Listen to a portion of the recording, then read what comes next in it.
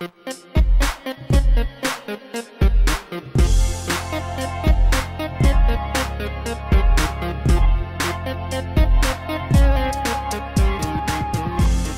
what's going on, guys? The verdict just came in and Apple won their case against Samsung. Now, of course, there's going to be an appeals process, but the jury did award them over $1 billion in damages. I've created a lot of videos about this case with Apple versus Samsung. I really don't agree with the jury on how they handled this. I've read a few of these patents myself. They're very complex documents. I can't imagine a regular person would be able to understand this easily, especially with someone who has no background in computers or technology, so it's probably over their heads. And listen, no offense to them, but I don't think they were really prepared to deal with this. Moving on, I'm thinking about Google versus Apple, and the problem I have with all of this is that I know what Apple is trying to do. It's just like how they handle their computers. They want this whole ecosystem where people are just enclosed in it. Of course, they want all Apple products connected to that person. But the problem is that Apple's creating their products with using other people's technologies, including 3G, including Wi-Fi. We talked about before with the Google Motorola patents. They use Samsung chips and screens. So it's not like Apple uses everything that's Apple. And what's happening here is very obvious, and I'm surprised that a lot of people out there are not really talking about this, but it appears to be that Apple is gaining all this money because they're not compensating the people who actually supplied the technology to them,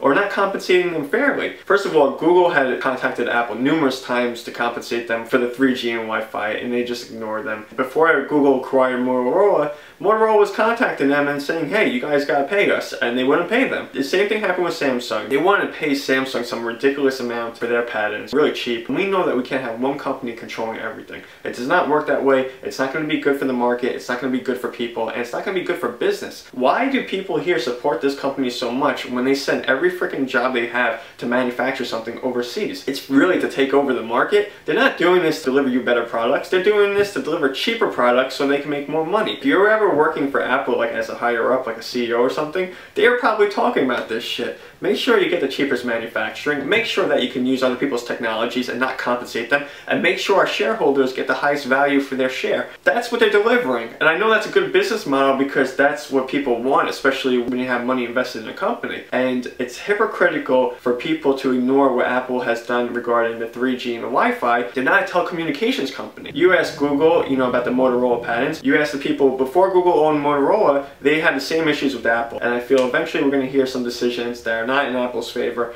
And for now, if they want to ban phones, by all means, ban a phone.